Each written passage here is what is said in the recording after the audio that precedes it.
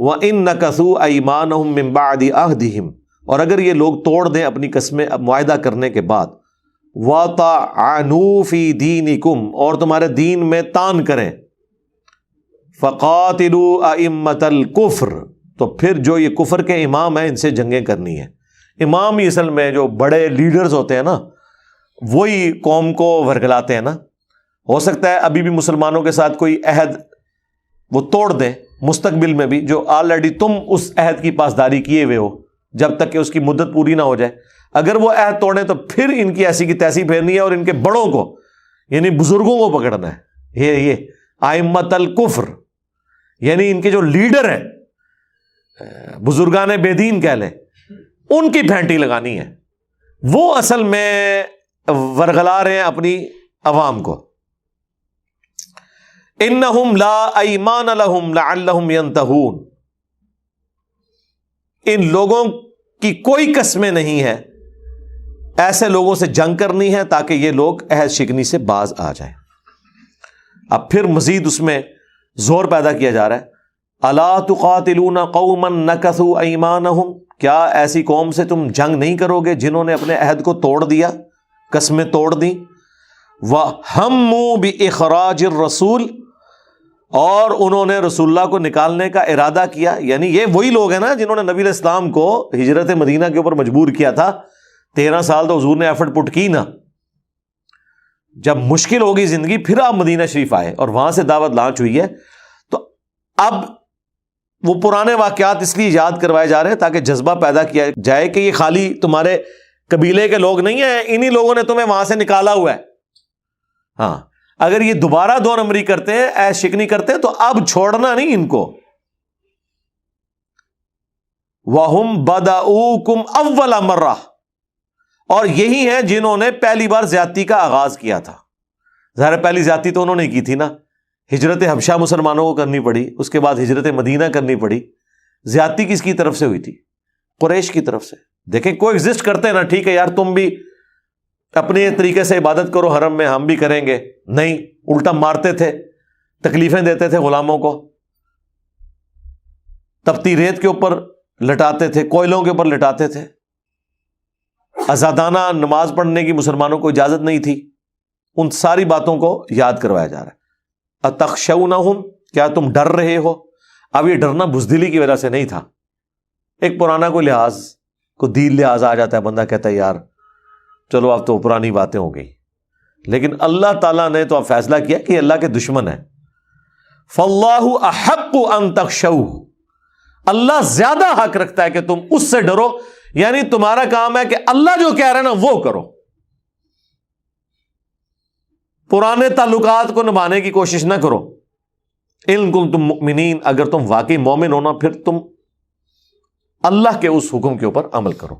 اب اس کے بعد وہ آیت آ رہی ہے سورہ توبہ کی آیت نمبر 14، جس کا میں نے شروع میں حوالہ دیا، اپنی سینکڑوں ویڈیوز میں حوالہ دے چکا ہوں کہ جہاد اور قتال اس امت میں اللہ کی طرف سے عذاب استیصال ہے، مشرکین عرب کے اوپر بھی اور اس زمانے کے اہل کتاب کے اوپر بھی، جو انبیاء اکرام علیہ السلام کا انکار کرنے والے ہیں۔ At the end of the day اہل ایمان کو اللہ تعالیٰ بچا لیتا ہے، اور انبیاء کے مخالفین پر اللہ کی طرف سے آسمان سے عذاب آتا ہے، کبھی چنگھاڑ کی شکل میں، کبھی پتھروں کی بارش کی شکل میں، کبھی کسی طوفان کی شکل میں۔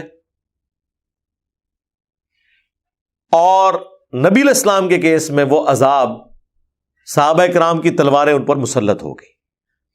یہ رسول اللہ کی خصوصیت ہے، ایک یہ خصوصیت ہے قتال، اور دوسری آپ کی خصوصیت ہے قرآن۔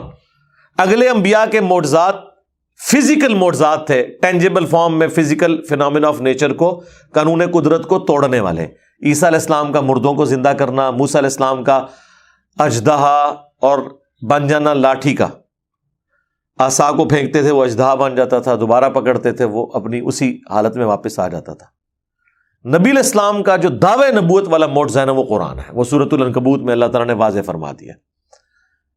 تو یہ قرآن اور قتال نبی علیہ السلام کی 2 خصوصیات ہیں۔ تو اب اس کا ذکر آ رہا ہے، قاتلوہم، ان سے جنگ کرو، قتال کرو، یعذبہم اللہ بایدیکم، اللہ انہیں عذاب دے گا تمہارے ہاتھوں سے۔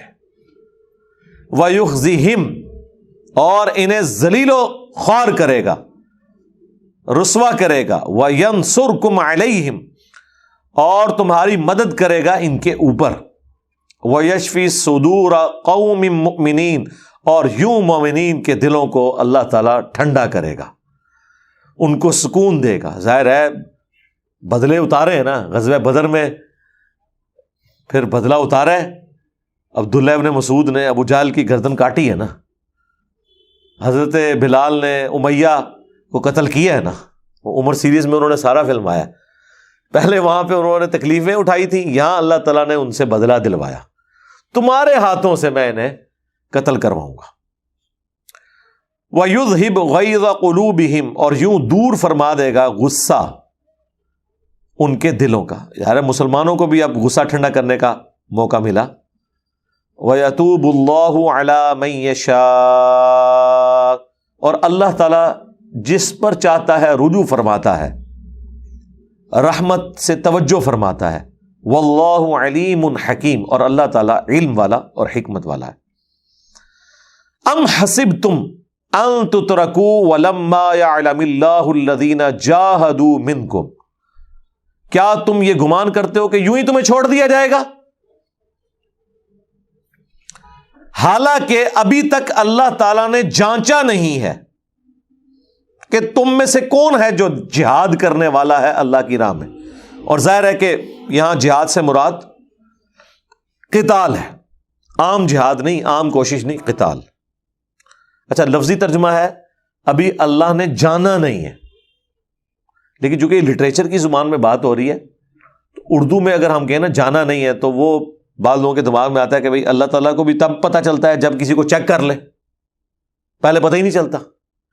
اس لیے اس کا بہترین ترجمہ ہے جانچا نہیں ہے، یا دوسرا معنی ابھی تک پبلکلی تمہارے علم میں ان کو ایکسپوز نہیں کیا۔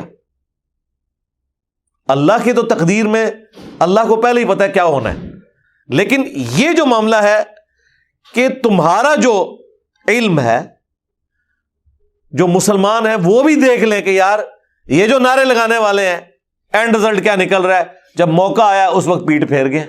تو ابھی اللہ تعالیٰ نے ان کو جانچا نہیں ہے۔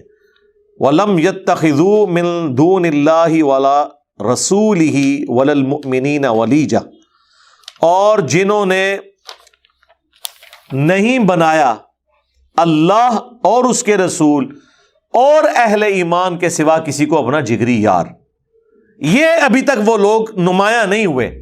وہ اسی وقت نمایاں ہوں گے نا جب پتہ چلے کہ ادھر رشتہ دار ہے اور ادھر رشتہ دار نہیں ہے، لیکن اسلام کے رشتے میں مسلم بھائی ہے، میں نے اس کے ساتھ کھڑا ہونا ہے، اپنے قریبی چچا زاد، تایا زاد، پھوپھی زاد، مامو زاد، اس کا لحاظ نہیں کرنا۔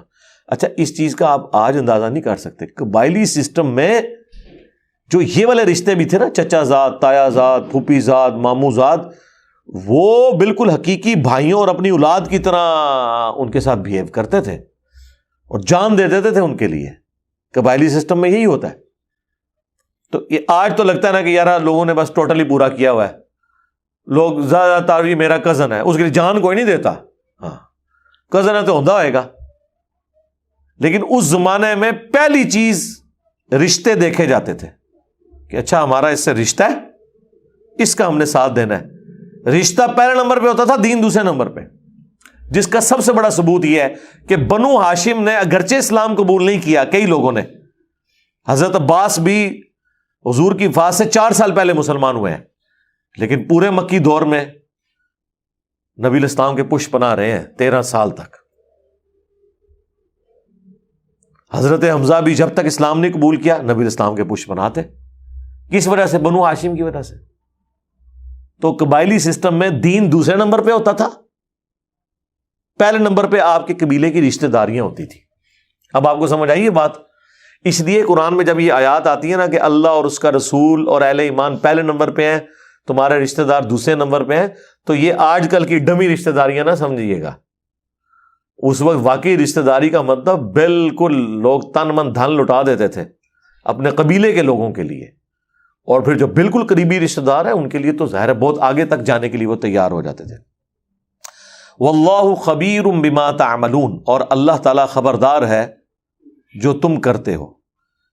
یعنی تمہارے اعمال اللہ تعالیٰ کی نظر میں کسی نے ہینکی پھینکی ماری نا تو دنیا میں تو ہو سکتا ہے چاپلوسی کے ساتھ آپ کسی کو دھوکہ دے لیں، جس طرح آگے چل کے آئے گا کہ جو کلمہ گو تھے، اندر سے منافقین تھے، وہ جھوٹی قسمیں کھاتے تھے. نبی علیہ السلام بھی ان کے ظاہری کلمے کا احترام کر کے ان کو ان کے حال پہ چھوڑ دیتے تھے. لیکن اللہ نے فرمایا نبی یہ تمہیں تو راضی کر لیں گے، تمہارے ساتھیوں کو بھی، لیکن اللہ کو نہیں یہ راضی کر سکتے.